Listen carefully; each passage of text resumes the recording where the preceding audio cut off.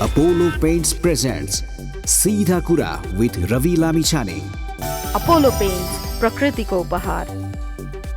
Powered by Red Blue Energy Drink. Red blue energy drink सर्वत्र बजारमा उपलब्ध छ. Worldlink, छिटो भनेकै वर्ल्डलिंक. exclusively marketed by Telligence, Intelligence in Televisual Advertising.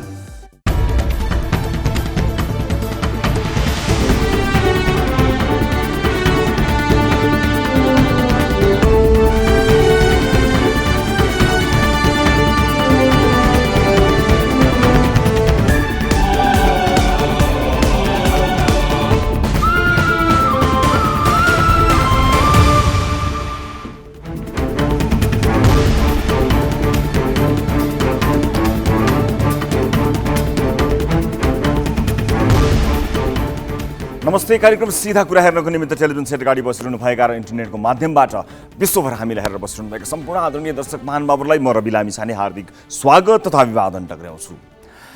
UML महाधिवेशनको अहिलेसम्मको अवस्था हेर्दा लाग्छ एमाले जनहरू चितवन जान नपर्ने रहेछ.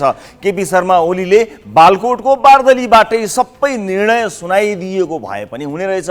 मतलब एमाले पूर्ण रूपमा ओलीको एकल पार्टी भएको छ. ओलीले जे चाहन्छन् एमालेमा त्यही हुन्छ. नेपालमा अहिले आएर नयाँ वाद जन्मिएको थाहा भयो. मार्क्सवादी देखियो, लेनिनवादी देखियो, माओवादी देखियो, अब अहिले आएर बावादी देखिँदैछ. नेपाल कम्युनिस्ट पार्टी बावादी. नट ब्याड, सुन्दा मिठै सुनियो. धेरै मानिसले एमालेमा देखिएको ओलिजमलाई लिएर टिका टिप्पणी गरेका छन्. यत्र तत्र सर्वत्र ओली नै हावी भएको विषयमा नन एमालेहरूले खुब टिप्पणी गरिरहेका छन्. मेरो चाहिँ यसमा फरक मत छ है. एकातिर हामी डिक्टेटरसिप चाहियो भनेर भट्टीमा चियर्स गर्ने, अनि ओलीले आफ्नो पार्टीभित्र डिक्टेटरसिपको प्र्याक्टिस गर्दा किन र्याल सिँगान गरेर रुने? हाम्रो मेमोरी पावर कति कमजोर भएको हो गाँठे. हिजो एमालेमा भएको किचलो सम्झ्यौँ न. अझ एमाले र माओवादी केन्द्र मिल्दाको नेकपा सम्झौँ त. एकातिर प्रचण्डको केचकेच, अर्कोतिर माधव नेपालको ट्याउ फेरि झलनाथको झ्याउ वामदेवको बगबग सम्झिहेर्नुहोस् त.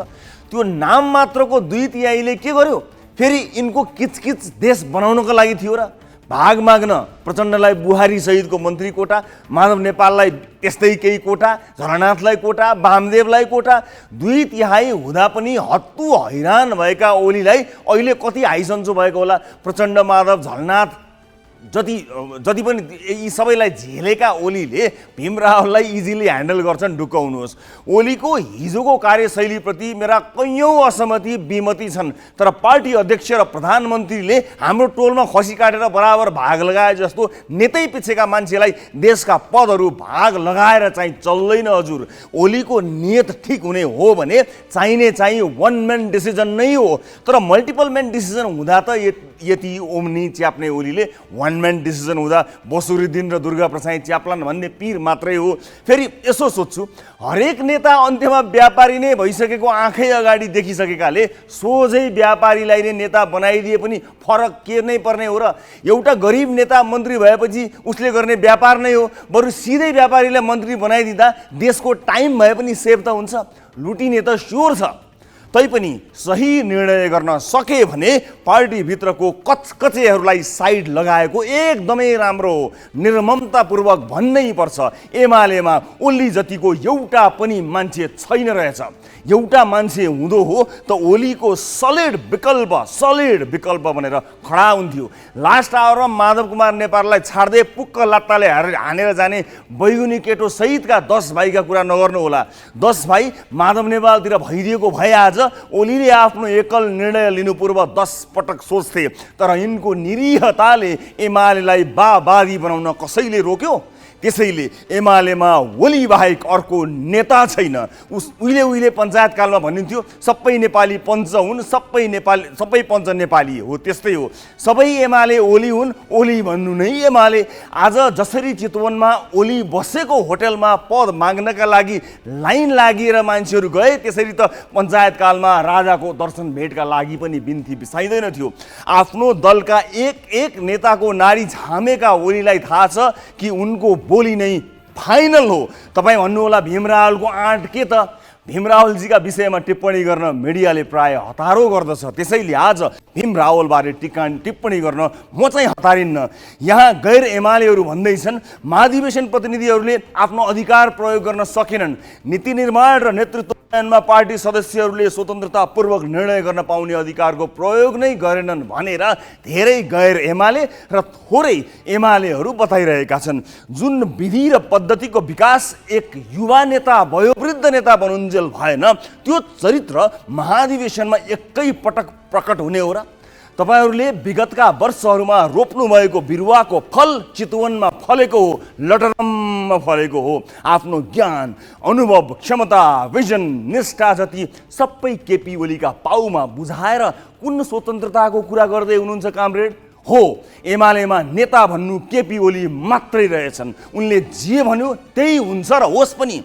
तर हामी चाहिँ यति अपेक्षा गर्छौँ कि सर्वशक्तिमान भइसकेपछि ओलीले महाधिवेशनमा भिड ल्याइदिने, आर्थिक स्रोत जुटाइदिने, मञ्च बनाउने, माइक फुक्ने, सञ्जालमा भुक्नेलाई मात्र नहेरुन्, समग्र देश र देशवासीका पीर मर्का र समस्या पनि हेरुन्। एउटा लिडरमा हुनुपर्ने डिक्टेटरसिप ओलीमा छ, ओलीमा मात्रै छ। अब नियत सपारे भने बुढे हुन् बा भन्दिउला, तर पहिलेको जस्तो वरिपरि भुनभुनाउने 30 मार्खाहरूको मात्र बालकोटे बा भयो भने आज सपोर्टमा बोलेका यी 2-4 शब्दको ब्याज सहित असुल उपर गर्नेछु। केटा हो, सम्झाओ आफ्नो बालाई।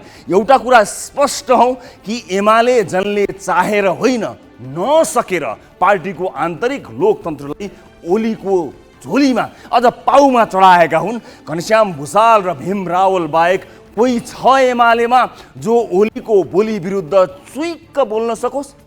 साँच्ची 10 बुँदेका बाँकी कामरेडहरू सौरातिरै हात्ती गैँडा हेर्दैछन् कि काठमाडौँ फर्किए? आउनुहोस् सुरु गरौँ जनताको चासो गुनासो र प्रश्न सहितको विशेष कार्यक्रम सिधा कुरा।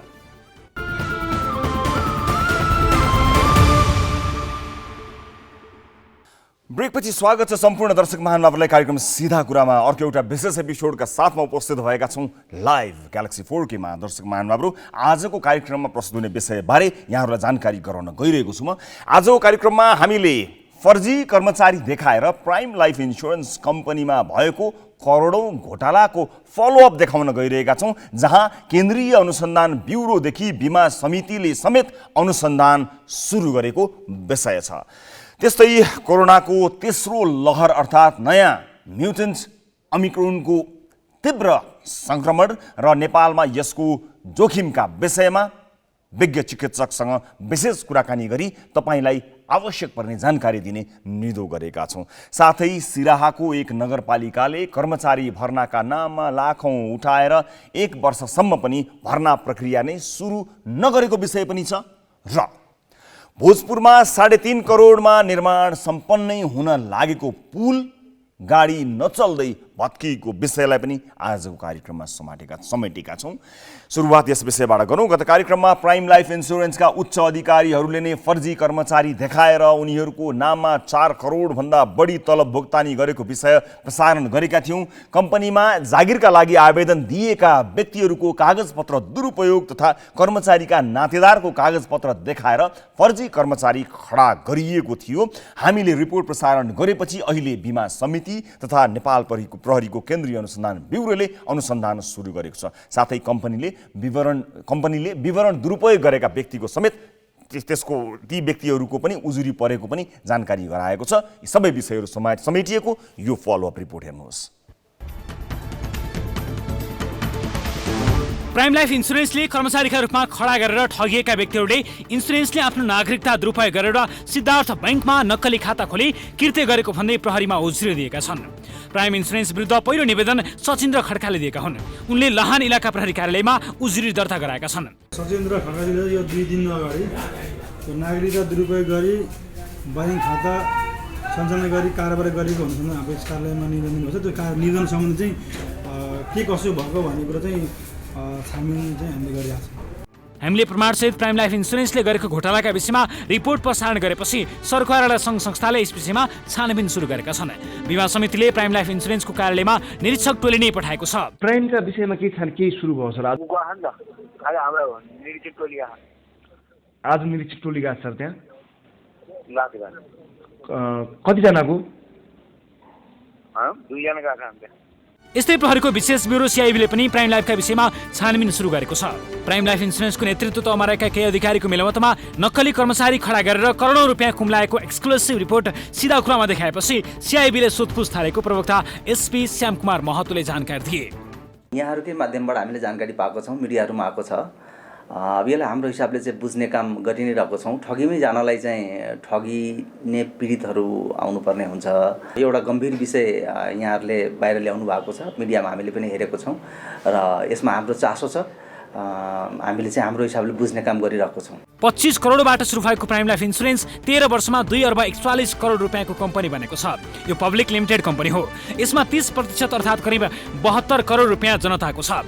इन्सुरेन्स पब्लिक लिमिटेड कम्पनी भएकाले कर्मचारीको अडिट बिमा समितिले हेर्नुपर्ने शेयर विश्लेषक रविन्द्र भट्टराई बताउँछन्। कम्पनीमा भएका यस्ता भ्रष्टाचारले अन्य शेयरधनीको नाफामा कमी आएको र लगानी सुरक्षित नभएको भट्टराईको तर्क छ। सिआइबी र बिमा समितिले मात्र नभई नेपाल धितोपत्र बोर्डले पनि यस विषयमा छानबिन गर्नुपर्ने भट्टराई बताउँछन्। त्यसको पिपल्स अडिट, त्यसको मतलब त्यहाँ काम गर्ने कर्मचारीहरू कति छन् भन्ने कुराको अडिट अब बिमा समितिले गर्नुपर्ने हुन्छ एउटा। र दोस्रो कुरा चाहिँ यो पब्लिक कम्पनी र त्यसले सेयर पनि जारी गरिसकेको हुनाले त्यसको छानबिन चाहिँ नेपाल धितोपत्र बोर्डले पनि गर्नुपर्ने हुन्छ। अरू सेयर होल्डरको राइटको प्रोटेक्ट गर्न र उनीहरूको लगानीलाई सुरक्षित गर्न र उनीहरूले जुन किसिमले खर्चहरू बढाएर नाफामा कमी भइराखेर उनीहरूको प्रतिफलमा पनि असर गरिराखेको हुन्छ। प्राइम लाइफ इन्सुरेन्सले नक्कली कर्मचारी खडा गरेर नक्कली खाता खोलेर घोटाला गरेको विषयमा सिद्धार्थ बैंक पनि शङ्काको घेरामा परेको छ। यहाँ प्रश्न उठ्छ, व्यक्ति बैंकमै नगइकन नागरिकताको आधारमा कसरी खाता खोलियो? यदि धेरै खाता खोल्ने व्यक्तिले पैसा जम्मा गर्दै निकाल्दै गर्दा किन बैंकले सुईको समेत पाएन?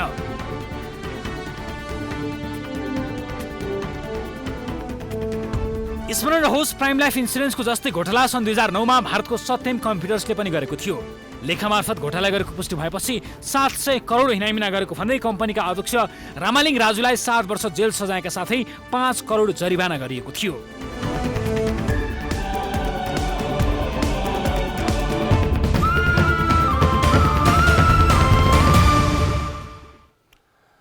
दर्शक महानुभावहरू, पब्लिक लिमिटेड समेत भएको हुनाले आम सर्वसाधारणको पैसा पनि यहाँ छ। यस विषयमा हामीले इन्सुरेन्स सम्बद्ध अधिकारीहरूसँग कुराकानी गर्ने कोसिस निरन्तर गरिरहेका छौँ र यदि हामीले प्रस्तुत गरेको विवरणभन्दा फरक विवरण अथवा हाम्रा प्रश्नहरू गलत अथवा हाम्रा प्रश्नहरूको चित्तबुद्ध जवाफ छ भने कुनै पनि समय इन्सुरेन्स सम्बद्ध व्यक्तिहरूले हामीलाई हाम्रो कार्यक्रममा प्रत्यक्ष कुराकानी गर्न सक्नुहुनेछ। यसका लागि हामीले निरन्तर प्रयास गऱ्यौँ, तर बोल्न कोही पनि तयार नभएको हुनाले हामीले इन्सुरेन्स कम्पनीको तर्फबाट हामीले कुनै पनि कुरा प्रस्तुत गर्न सकेका छैनौँ। हामी भने निरन्तर यसको फलोअपमा छौँ र दर्शक महानुभावहरूलाई यो जानकारी गराउँ कि आम सर्वसाधारणको पैसा जम्मा भएको, आम सर्वसाधारणको समेत सेयर रहेको हुनाले यो आम सर्वसाधारणको चासोको विषय पनि हो। कम्पनीको मात्र भित्री कुरा मात्र रहेन, एउटा कुनै व्यक्तिको निजी कुरा मात्रै रहेन, आम सर्वसाधारणको पनि कुरा रहेको हुनाले यसलाई चासोका साथ हामी फलोअप गरिरहेका छौँ। र अब आजको अर्को विषयतर्फ लैजान्छु दर्शक महानुभावहरू। बहुत एकदमै महत्त्वपूर्ण विषय अब प्रस्तुत गर्न गइरहेको छु। धेरै दर्शकलाई जानकारी दिनको लागि कोभिड महामारीले आक्रान्त हामीलाई दोस्रो लहर बिस्तारै कम हुँदै जाँदा जनजीवन सहज हुने ठुलो आशा थियो। वातावरण सामान्य बन्दै थियो, तर फेरि कोरोनाको तेस्रो लहरको त्रास बढेको छ। नयाँ म्युटेन्ट ओमिक्रोन अहिले तीव्र गतिमा फैलिएको छ। अफ्रिकामा पहिलो पटक देखिएर अहिले अस्ट्रेलिया यसलाई रिभेरिफाई दर्शक महानुभाव पनि गर्नुहोला। म पनि केही बेरपछि बताउने कोसिस गर्नेछु। अनि त्यसै गरी नेदरल्यान्ड्स विशेष गरेर लगातार धेरै मुलुकमा देखा परिसकेको नयाँ भेरिएन्ट ओमिक्रोन यो तीव्र संक्रमण भएको विज्ञहरूले बताइरहेका छन्। यसका विषयमा धेरै जानकारी प्राप्त भइ नसके पनि विश्वका अधिकांश मुलुकले पुनः स्वास्थ्य मापदण्डहरूमा कडाई गर्न थालिसकेका छन्। यो भाइरस के हो र अहिले कुन अवस्थामा छ भन्ने विषयमा तयार पारिएको एउटा सानो रिपोर्ट हेर्छौँ र यसपछि विज्ञसँग कुराकानी गरी तपाईँलाई अधिकतमभन्दा अधिकतम जानकारी दिनेछौँ। यो रिपोर्ट हेर्नुहोस्। कोभिडको दोस्रो लहर पूर्ण रूपमा कम नहुँदै फेरि नयाँ भेरिएन्ट भेटिएको छ जसलाई ओमिक्रोन नामकरण गरिएको छ। We received news of a new variant, the so-called Omicron variant. Omicron कोभिडको म्युटेन्ट भाइरस हो। यो पहिलो पटक दक्षिण अफ्रिकामा देखा परेको हो। ओमिक्रोन भाइरस छिटो गतिमा फैलिन्छ भनेर वैज्ञानिकहरूले पुष्टि गरेका छन्, किनभने भाइरस जति म्युटेन्ट भएर आयो त्यो त्यति नै संक्रामक हुन्छ।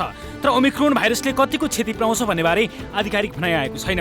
ओमिक्रोनले पुर्याउने क्षतिबारे अमेरिका र बेलायतमा अनुसन्धान भइरहेको छ। हाल लगाएको खोपले यसमा काम गर्ने वा नगर्ने भन्ने बारे पनि अन्यल नै रहेको पाइएको छ। फाइजर, जोन्सन, मोडेन, अक्सफोर्ड लगायतका खोप कम्पनीहरूले यदि ओमिक्रोन विरुद्ध अपडेटेड खोप बनाउनु पर्ने भए 1 साताभित्र बनाइसक्ने र 100 दिनमा वितरणका लागि तयार गरिने बताएका छन्। ओमिक्रोनलाई लिएर दक्षिण अफ्रिका, नाम्बिया लगायतका मुलुकहरूमा उडान प्रतिबन्ध गरेका छन्। इजरायलले आगामी 14 दिनका लागि आफ्नो सीमा पूर्ण रूपमा बन्द गरेको छ। त्यस्तै बेलायतले मंगलबारबाट कार्यान्वयन हुने गरी मास्क अनिवार्य गरेको छ। यो virus Belgium, Hong Kong, Israel, Australia, बेलायत, जर्मनी, इटाली लगायतका देशहरूमा समेत देखा परेको छ। अफ्रिकी देशबाट आएका भारतीयहरूमा पनि स्वाब परीक्षण गरिएको छ, तर पुष्टि भने भइसकेको छैन। विश्व स्वास्थ्य संगठनले सबै देशहरूलाई उच्च सतर्कतासहित स्वास्थ्यका मापदण्ड अपनाउन आग्रह गरेको छ।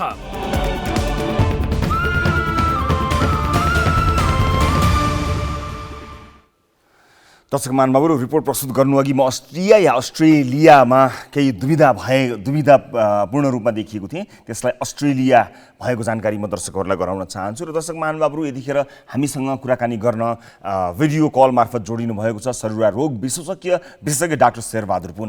डाक्टर साहब नमस्कार, स्वागत छ यहाँलाई कार्यक्रममा। धन्यवाद। डाक्टर साहब, यो अब आम मान्छेको धेरै प्रश्नहरू आज दिनभर चलिरह्यो, विभिन्न सञ्जालहरूमा, विभिन्न समाचारहरूमा यो तेस्रो, हाम्रा लागि तेस्रो भेरिएन्ट, यसको बारेमा कुराकानी आयो। मान्छेहरूले आफ्ना अनुमानहरू पनि गरे, समाचारहरू पनि आए। ओमिक्रोन जसको नाम दिइएको छ, यसबारे असाध्यै लेटेस्ट इन्फर्मेसन के छ, यसबाट के हुनसक्छ, यसबारे डाक्टर साहबबाट नै केही सुनौँ र त्यसपछि आम मान्छेका तर्फबाट मैले केही प्रश्न राखेर अझ यसलाई स्पष्ट पार्न सक्छु कि म प्रयास गर्छु। डाक्टर साहब, यसबारे थोरै बताइदिनुहोस् न। यो 26 नोभेम्बरमा चाहिँ विश्व स्वास्थ्य सङ्गठनले यसलाई ओमिक्रोन भेरिएन्टको नाम दिएको छ। यो भेरिएन्ट अफ कन्सर्न अन्तर्गत राखेको छ। कारण किन भन्दाखेरि दक्षिण अफ्रिकामा यसले आफ्नो तीव्रता बढाइरहेको अवस्था छ र हुन त यो बारेमा अघि पनि तपाईँले भनिहाल्नु भयो, धेरै जानकारी त आएको छैन, तर पनि यो तीव्र गतिमा फैलिने क्रम जारी रहेको र सबैभन्दा महत्त्वपूर्ण कुरा भनेको चाहिँ यसमा अत्याधिक मात्रामा म्युटेसन, खास गरी जेनेटिक कोडमा परिवर्तन आएको भनेको हुनाले चाहिँ हामी चिन्तित भएका हौँ। त्यसमा पनि जुन स्पाइक प्रोटिन भन्छौँ हामीले, यो स्पाइक प्रोटिन भनेको चाहिँ हामीले चाहिँ कोरोना भाइरसको जुन बाहिरी सतहमा देख्नुहुन्छ एउटा चुच्चो निक्लेको हो, त्यसमा चाहिँ अत्याधिक मात्रामा म्युटेसन भएको हुनाले त्यहाँनिर चाहिँ हामीले गम्भीर बनाएको हो। यो मानेमा कि यदि त्यो परिवर्तन भयो भने चाहिँ यसले आफ्नो जुन एउटा संक्रामक हुने जुन क्षमता छ त्यो वृद्धि गर्न सक्छ र सँगसँगै त्योभन्दा पनि अझ महत्त्वपूर्ण कुरा के हो भन्दाखेरि चाहिँ हामीहरूले जुन लगाइरहेको खोप छ त्यो धेरै जस्तो चाहिँ स्पाइक जिन प्रति लक्षित गरेर बनाइएका छन्।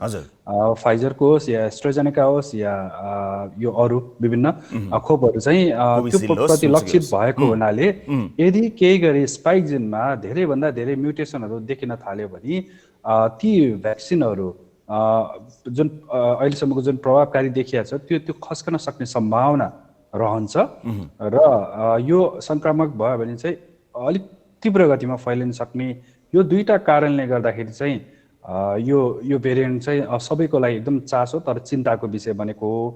अब हरेक देशहरूले चाहिँ अब यसलाई विभिन्न उपायले चाहिँ रोक्न कोसिस गरेको देखिन्छ, जसमध्येमा अब नेपालले पनि आफ्नो तरिकाले यसलाई बिस्तारै विभिन्न सुरक्षाको उपायहरू अपनाउला। तर अहिले हामीले जुन जति थाहा पाएको छौँ त्यो अझ पनि कम छ।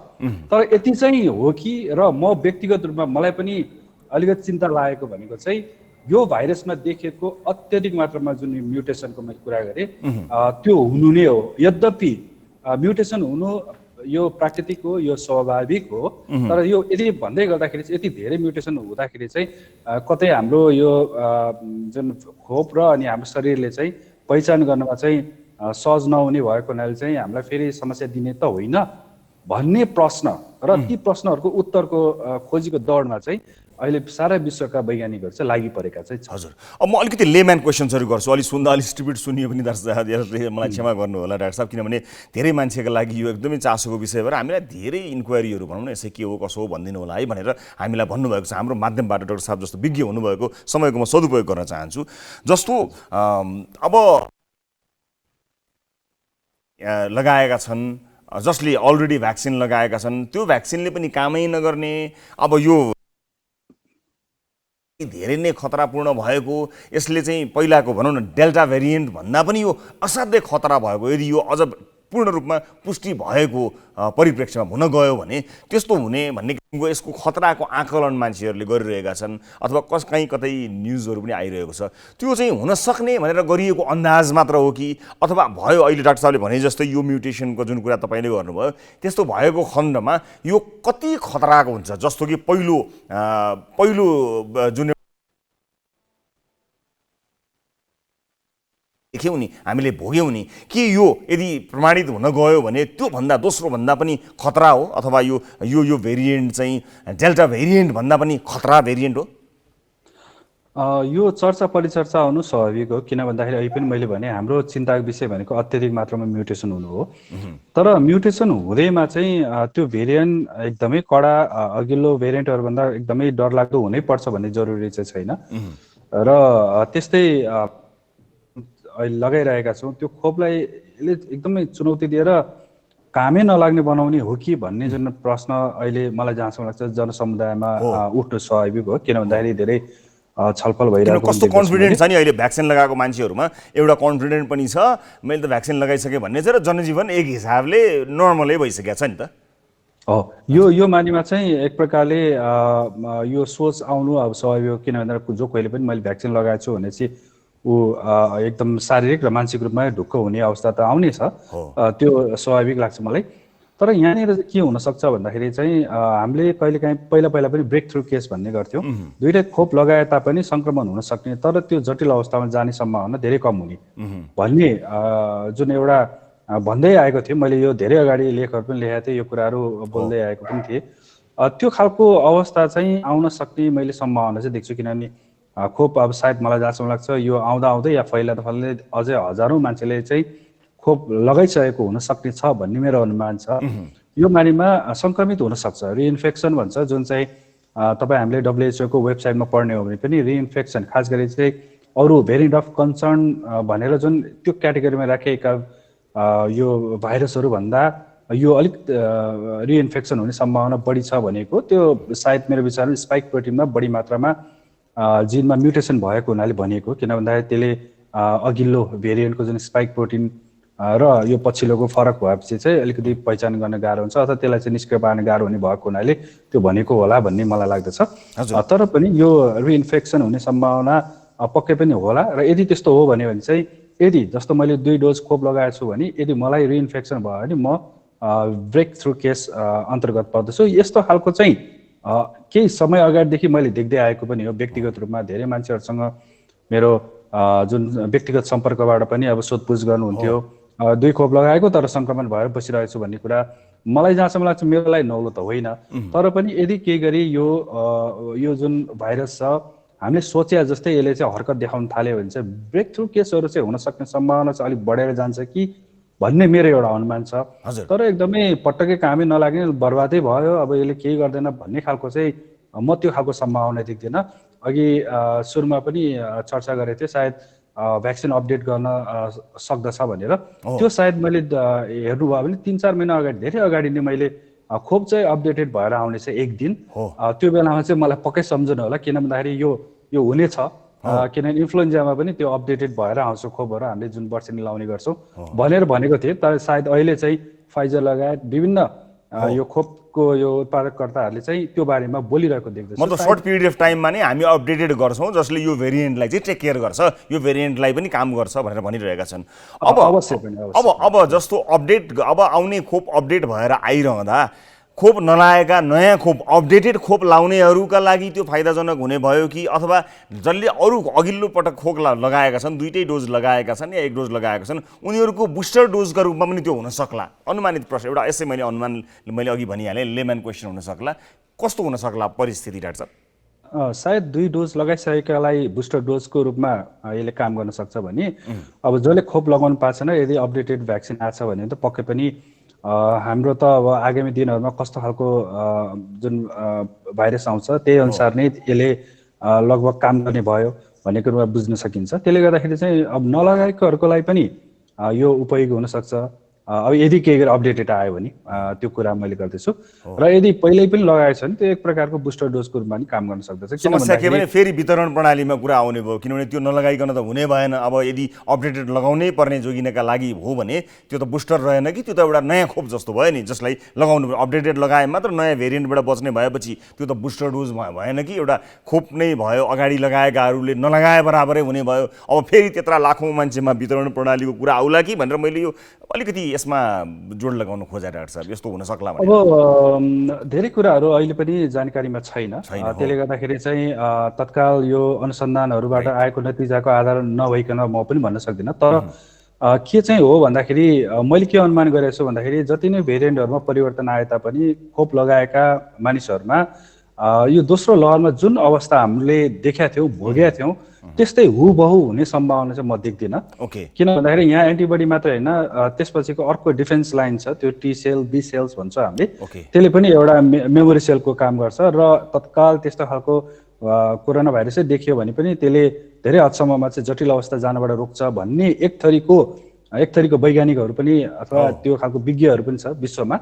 त्यसले गर्दाखेरि अहिले नै त्यस्तो धेरै ठुलो आत्ती हाल्नुपर्ने जस्तो त म देख्दिनँ। त्यति भन्दै गर्दाखेरि कति कन्ट्रीहरू डाक्टर साहब मैले कुरा इन्टरप्ट गरेँ कति कन्ट्रीहरूले ट्राभल ब्यानदेखि लिएर ट्राभलमा कडाइदेखि लिएर गरिरहेको हिसाबले यो अलिकति जटिल छ है भन्ने एउटा सन्देश त गएको छ नि। यो अलिकति खतरापूर्ण छ भनेको यसले चाहिँ यो मैले तर्साउने हेतुले भनिरहेको छैन कि मान्छेलाई एकदमै धेरै केयरफुल बनाउने हेतुमा म डाक्टर साहबसँग अलिक भित्र गएर कुराकानी गरिरहेको छु महत्त्वका साथ। किनभने तर्सिनु एउटा कुरा हो तर आवश्यक पर्यो भने त तर्सिनु पनि पर्यो नि डाक्टर साहब किनभने मान्छेको ज्यान जाने कुरा हो फैलिने कुरा हो। अहिले कतिपय हवाई सेवाहरूमा हेर्नुहोस् न एयरपोर्टमा बन्द गरिएको छ स्पेसली अफ्रिकाबाट ट्राभल गरेका मान्छेहरूका लागि चाहिँ नि अब विशेष व्यवस्थाहरू गरिएको छ। तर मान्छे सोझै अफ्रिकाबाटै यहाँ आउँदा मात्र ल्याउँछ भन्ने छैन। त्यो स्प्रेड भइसकेको मान्छे छिमेकी भारतबाटै पनि आउन सक्छ। यी यावत कुराहरू छन् नि डाक्टर साहब होइन? पक्कै पनि र हामी अलिकति पछाडि फर्केर जाउँ जुन अफ्रिकामा फैलिरहेको अवस्था छ त्यहाँ कति मान्छेहरूको तीव्र गतिमा मृत्यु भइरहेको छ भन्ने कुराहरू त्यो एकदम महत्त्वपूर्ण हुन्छ। त्यो खास तथ्याङ्कहरू त्यति आएको छैन हो। अब इन्फेक्सन गर्दै गएको छ अस्पताल भर्ना भएको छ भर्ना हुने सम्भावना बढाइरहेको होला यो आफ्नो ठाउँमा छँदैछ। तर अब अफ्रिकामा दक्षिण अफ्रिकामा अहिले जुन जहाँबाट यो भाइरस चाहिँ विकसित भएको छ अब त्यो ठाउँमा भ्याक्सिनको जुन कभरेज छ त्यो एकदम अत्यधिक कम छ भनिएको छ। मैले बुझेअनुसार भने 35% हाराहारीले मात्र 2 डोज पूर्ण खोप लगाएको भनिएको छ। अब यसले के देखाउँछ भन्दाखेरि चाहिँ पक्कै पनि यदि खोपहरू नलागेको रहेछ भने त उनीहरू त यसै पनि यही डेल्टा भेरिएन्ट पनि त तिनीहरूको लागि अथवा हाम्रो लागि खतरै हो यो त हामीले भन्दै आएको हो। त्यसले गर्दा यदि यो भाइरस अब यस्तो ठाउँमा यो पुग्यो र त्यो देशमा चाहिँ अधिकांशले खोप लगाएको छ तर पनि मानिसहरू एकपछि अर्को अस्पताल भर्ना हुन गयो भने हो त्यहाँनिर गएर चाहिँ हामीले यसलाई छुटाउन सक्छौँ कि खोपका बावजुद पनि यो चाहिँ कडा रहेछ भनेर हामीले बुझ्ने हो। तर त्यति राम्रोसँग वितरण भएको छैन अथवा लगाएको छैन भने अलिकति हामीलाई चाहिँ त्यो कम्पेयर गर्नलाई चाहिँ अलिकति गाह्रो छ तुलना गर्नलाई। त्यो कारणले गर्दाखेरि नै हामीले खोप लगाउनुपर्छ भनेको अमेरिकामा पनि गरेको जुन तथ्याङ्कहरू छ त्यसले पनि खोप लगाएकाहरू भन्दा नलगाएकाहरूमा चाहिँ झन्डै 6 गुणा बढी सङ्क्रमित हुने र 12 गुणा जति चाहिँ मृत्यु हुन सक्ने भन्ने कुराहरू तथ्याङ्कले देखाएको छ। यो तथ्याङ्क हो। त्यसले गर्दाखेरि चाहिँ अहिलेको यो भाइरस हामीले लगाएको साँच्चै नै भ्याक्सिन विरुद्ध यसले निष्प्रभावी बनाउन सक्ने क्षमता हो भने चाहिँ त्यो ती देशहरूमा जस्तो इजरायल लगायत अरू देशहरू होला ती देशहरूमा धेरैभन्दा धेरै खोप लगाएको छ न पुगेपछि चाहिँ एकपछि अर्को मानिसहरूको चाहिँ सङ्क्रमितको कारणले गर्दा भर्ना हुने र मृत्यु हुने अवस्था आयो भने चाहिँ हो त्यहाँनिर चाहिँ हामी बढी चिन्तित हुनुपर्छ। हजुर हस् डाक्टर साहब धेरै धेरै धन्यवाद। सम्भवतः अब यो विषय अलिकति जटिल बन्दै गयो भने हामी तपाईँ हाम्रो कुराकानी लम्बिने छ त्यसका लागि हामीलाई अघिल्लो पटकहरूमा जस्तै डाक्टर साहबले समय दिनुहोला, हामी तपाईँ जस्ता विज्ञ डाक्टर साहबहरूको कुराकानी आम दर्शक महानुभावहरूलाई बाँड्न चाहन्छौँ ताकि धेरैभन्दा धेरै मानिसहरूलाई बचाउन सकियोस्। यदि यसले भयावह स्थिति लियो भने त्यो लिनुभन्दा अगाडि नै धेरै कुराहरू गर्न सकियोस् भनेर हामीले यो कुराकानी यो बहसलाई आजबाट सुरु गरेका छौँ। डाक्टर साहब, यहाँलाई धेरै धेरै धन्यवाद समय र जानकारीका लागि। र आदरणीय दर्शक महानुभावहरू, यहाँहरूलाई जानकारी गराउन चाहन्छु म यो भेरिएन्ट बारे विश्वव्यापी रूपमा समाचारहरू आइरहँदा हामी यसलाई निरन्तर रूपमा आम दर्शकहरूको सूचनाका लागि, आम दर्शकहरूलाई सुसूचित गर्नका लागि फलोअप गरिरहनेछौँ। ग्यालेक्सी 4K का सम्पूर्ण बुलेटिनहरूमा हामी तपाईँलाई कुनै न कुनै जानकारी दिने नै छौँ। त्यस कारणले हेर्दै गर्नुहोला ग्यालेक्सी 4K। हामी यसबारे विशेष जानकारीहरू, विज्ञका कुराकानी दिएर तपाईँलाई बढीभन्दा बढी सूचना प्रदान गर्ने प्रतिबद्धता व्यक्त गर्दछौँ। अहिले एउटा ब्रेक लिन्छु। ब्रेकपछि अन्य विषयसहित यहाँहरू समक्ष प्रस्तुत हुन्छु। ग्यालेक्सी 4K मा हेरिरहनु भएको छ कार्यक्रम सिधा कुरा।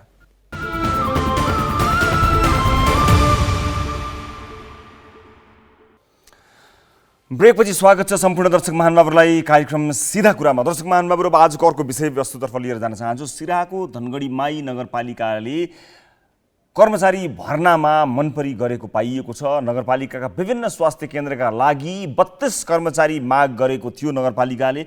आजभन्दा 11 महिना अघि नै 700 भन्दा धेरैले आवेदन दिएका थिए। यसबाट नगरपालिकाले 4 लाखभन्दा बढी राजस्व पनि सङ्कलन गरेको थियो। तर विडम्बना, नगरपालिकाले अहिलेसम्म पनि कर्मचारी भर्नाका अन्य प्रक्रिया सुरु गरेकै छैन। प्रक्रियाबाट कर्मचारी भर्ना गर्न व्यवस्था गरेको नगरपालिकाले भने भित्रभित्रै आफ्ना मान्छेलाई भर्ना गर्न लागेको स्थानीयको गुनासो छ। सिराहाबाट ग्यालेक्सी संवाददाता विनय यादवले पठाएको यो रिपोर्ट हेर्नुहोस्। विभिन्न पदका लागि आवेदन मागेको 10 महिना हुँदा पनि सिराहाको धनगढीमाई नगरपालिकाले छनौट सम्बन्धी कुनै सूचना सार्वजनिक गरेको छैन। निवेदकहरूले आफूबाट शुल्क उठाउनका लागि मात्रै आवेदनको नाटक गरेको उनीहरूको गुनासो छ। 2077 साल माघ 1 गते सिराहाको धनगढीमाई नगरपालिकाले विभिन्न 12वटा पदका लागि करार सेवामा पदपूर्तिका लागि आवेदन मागेको थियो।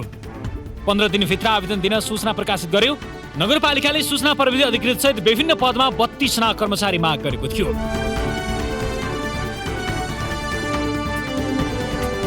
नगरपालिकाले आवेदनका लागि तोकेको समयभित्र विभिन्न पदमा जम्मा 733 जनाले आवेदन दिएका थिए।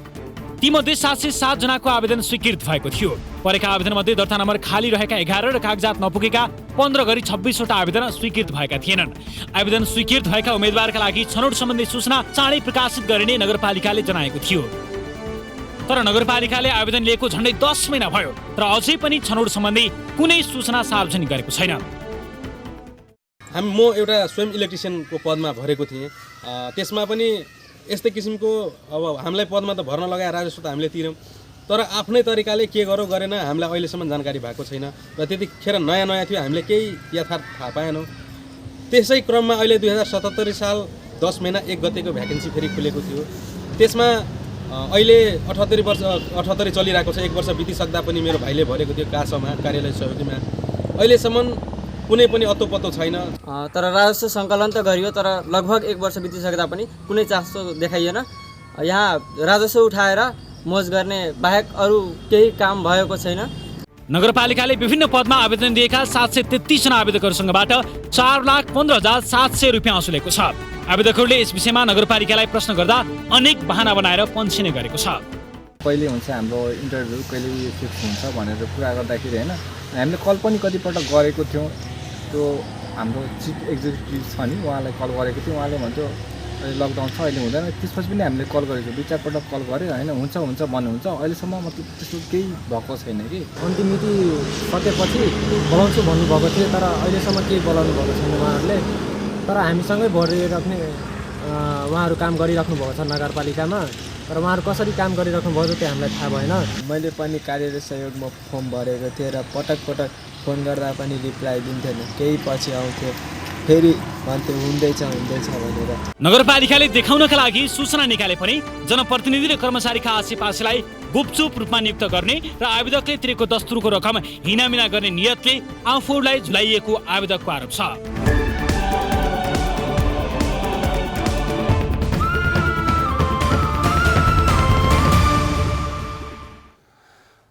दर्शक महानुभावहरू यस कार्यक्रममा धेरै ठुल्ठुला कुरा केही पनि हुँदैनन्, यिनै साना साना कुराहरू नै कसैका लागि ठुला कुरा हुन्छन्। त्यस कारणले सिधा कुरामा यस्तै विषयहरूलाई हामीले निरन्तर समावेश गर्दै आएका छौँ र यस विषयमा कुराकानी गर्न हामीले टेलिफोन सम्पर्कमा ल्याउने कोसिस गरेका थियौँ र कुराकानी तय पनि भएको थियो धनगढी माई नगरपालिकाका मेयर हरिनारायण चौधरीसँग।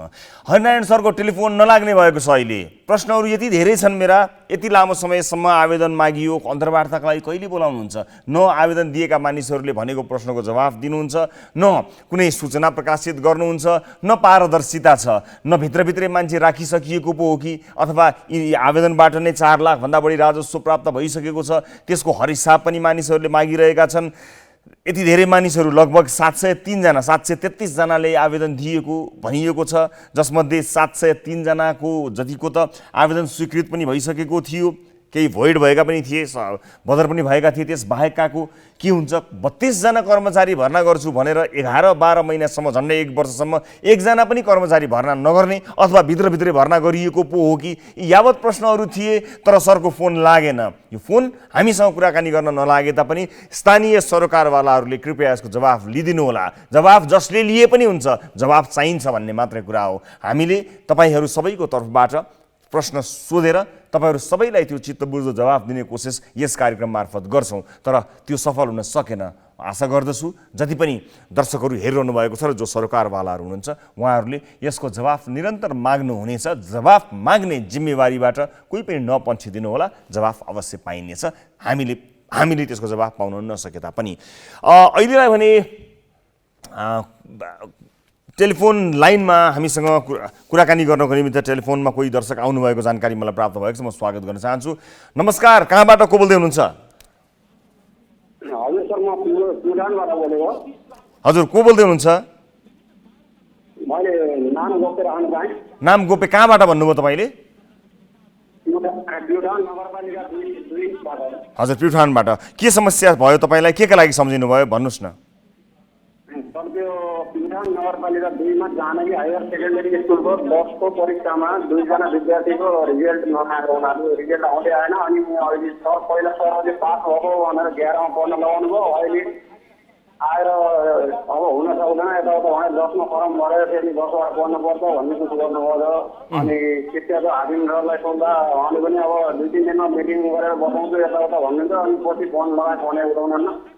त्यही भएर मैले अस्ति पनि सिधाबाट म्यासेज गरिरहेको थिएँ। अनि आज फेरि युवराज सरले कनेक्ट गराएर गरेर कुरो गरेको अब त्यो प्रब्लम धेरै सल्भ भयो। फर्म भर्ने समय पनि सकिसक्न लागेको छ, त्यही भएर तुरन्त हेर्नुपर्ने भयो।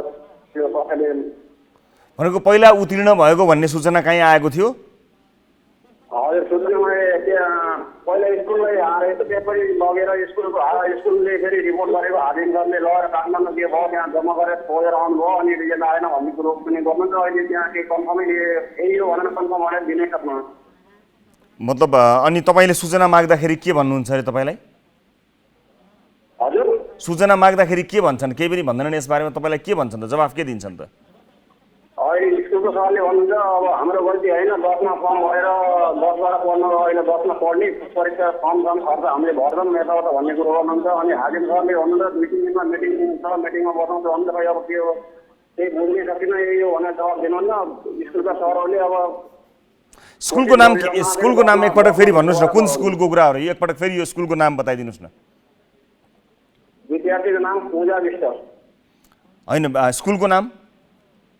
स्कुलको नाम जानकी हायर सेकेन्डरी प्युठान नगरपालिका 2। Janaki higher secondary Pyuthan number 2 को भन्नुभयो तपाईँले। हस्, तपाईँले आफ्नो समस्या नगरपालिका 2 सिटीखोला।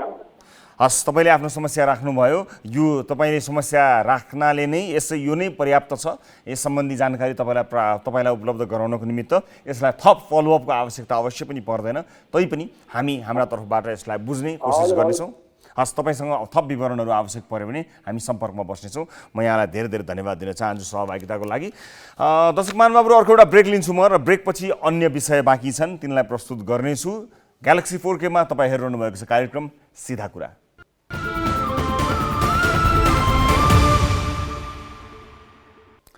ब्रेकपछि स्वागत छ सम्पूर्ण दर्शक महानुभावहरूलाई कार्यक्रम सिधा कुरामा। दर्शक महानुभावहरू, विभिन्न विषयहरू प्रस्तुत गर्दै हामी यो कार्यक्रमलाई यहाँहरू समक्ष प्रसारण गरिरहेका छौँ। दर्शक महानुभावहरू, ग्यालेक्सी 4Kले आफ्नो प्रसारण सुरु गरेको करिब 2 महिना मात्र भएको छ। यस बीचमा हामीले हाम्रा प्रस्तुतिहरू, हाम्रा कार्यक्रमहरू अझ बढी गुणस्तरीय बनाउनु पर्ने छ। हामी त्यसको अझै तयारीमा रहेका छौँ। विभिन्न कार्यक्रमहरू र यसै कार्यक्रमलाई पनि दर्शकहरूबाट प्राप्त भएका विभिन्न प्रतिक्रियाहरूलाई सम्हालेर हामी ती तपाईले दिनुभएका प्रतिक्रियाहरूलाई मध्यनजर गर्दै आफूलाई परिष्कृत र परिमार्जित गर्ने क्रममा छौँ। यस अर्थमा हाम्रो सम्पूर्ण गुणस्तर अहिले प्रस्तुत गरिसकिएको गुणस्तर पक्कै पनि होइन। यसमा अनेकौँ सुधारका कार्यक्रमहरू हामी आगामी दिनमा प्रस्तुत गर्दै जानेछौँ र यसै कार्यक्रमलाई पनि अलिकति फरक ढङ्गमा प्रस्तुत गर्नको निमित्त हामी लागि परिरहेका छौँ। तपाईबाट प्राप्त भएका प्रतिक्रियाहरू र हामीले बढीभन्दा बढी दर्शक महानुभावहरूलाई सेवा प्रदान गर्ने उद्देश्य सहित यस कार्यक्रममा विभिन्न नयाँ कुराहरूलाई समावेश गर्ने कोसिस गर्न लागिरहेका छौँ। केही हप्ताको प्रतीक्षापछि तपाईँले ती सम्पूर्ण विषयहरू हाम्रा प्रस्तुतिमा पाउन सक्नुहुनेछ। सुरुवातका दिनमा हामीलाई तपाईँले दिनुभएको साथ, सहयोग र भरोसाका लागि हामी तपाईँप्रति अत्यन्त कृतज्ञ छौँ। यहाँहरूलाई धेरै धेरै धन्यवाद पनि दिन चाहन्छौँ। ग्यालेक्सी 4Kका विभिन्न कार्यक्रमहरू निरन्तर रूपमा हेर्दै गर्नुहोला। तपाईँको न्युज, तपाईँसँग सम्बन्धित विषयहरू र आम जीवनलाई अत्यन्त धेरै प्रभाव पार्ने विषयवस्तु निरन्तर रूपमा यस कार्यक्रम मार्फत र हाम्रा सम्पूर्ण प्रस्तुति मार्फत अगाडि बढाउनेछौँ। अब आजको अर्को विषयतर्फ लैजान्छ दर्शक महानुभावहरू। भोजपुरका रामप्रसादलाई विशेष गरेर गाउँपालिका र हतुवागढी गाउँपालिकाका स्थित कावा खोलामा 3.5 करोडमा बनेको पुल निर्माण नसकिँदै भत्किएको छ। यो जानकारी तपाईँले पनि विभिन्न माध्यमबाट प्राप्त गर्न सहयोग भएको होला। यो विशेष गरेर यो हतुवागढी गाउँपालिकाको कावा खोलामा रहेको विषय हो, जसको चाहिँ 3.5 करोडमा बनेको पुल निर्माण नसकिँदै भत्किएको छ। 90% निर्माण सकिएको पुल केही समयमा नै सम्पन्न हुने तयारीमा थियो। स्थानीयहरू त्यसरी तयार भएका थिए, तर शनिबार पुल भत्किएको छ, जसले चाँडै नै पुल सम्पन्न हुने मानिसको आशामा तुषारापात भएको छ। भोजपुरबाट ग्यालेक्सी संवाददाता विवेक राईले पठाएको यो रिपोर्ट हेर्नुहोस्। भोजपुरमा 3.5 करोडमा बनेको पुल गाडी नचल्दै भत्किएको छ। भोजपुरको रामप्रसाद राई र हतुवागढी गाउँपालिकालाई जोड्ने कावा खोलामाथि निर्माण भइरहेको पुल गाडी नचल्दै भत्किएको हो। कार्की बन्धु कन्स्ट्रक्सन तथा खाम्पाचे जेबी कन्स्ट्रक्सन कम्पनीले बनाइरहेको उक्त पुल निर्माण नसकिँदै भत्किएको हो।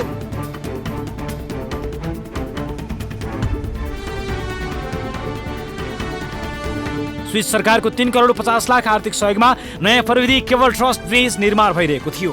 यस्तो पुलमा केबलले सपोर्ट गर्ने भए पनि यो पुलमा केबल राख्ने काम नै बाँकी थियो। पुल निर्माणको 90% काम सकिएको निर्माण पक्षले जनाएको छ, तर पुल गाडी नचल्दै भत्किएको छ।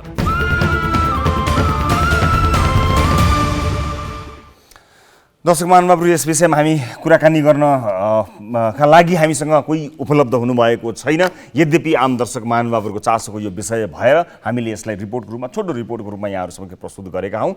हाम्रो यस रिपोर्टलाई मध्यनजर गर्दै सम्बन्धित निकायले पक्कै पनि यसमा छानबिन गर्नेछ र जति पनि यसलाई उपभोग गर्नका लागि तम्तयार रहनुभएका आम सर्वसाधारणले पनि यसमा चासो पक्कै पनि देखाउनु हुनेछ भन्दै हामीले यस विषयलाई यहाँहरू समक्ष प्रस्तुत गऱ्यौँ।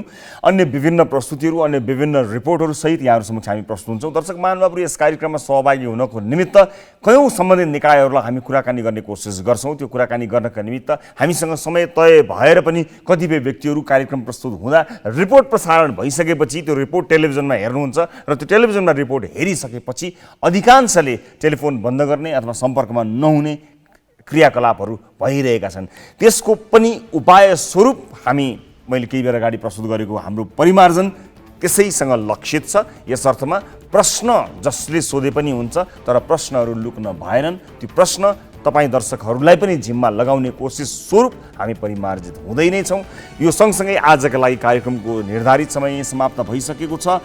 थप विभिन्न रिपोर्टहरूसहित अर्को कार्यक्रममा यहाँहरूसँग भेट्ने बाचा गर्दै कार्यक्रम सिधा कुराको आजको श्रृङ्खलाबाट सम्पूर्ण युनिटका साथमा 10 औँला जोडेर नमस्ते, रवि लामिछानेको।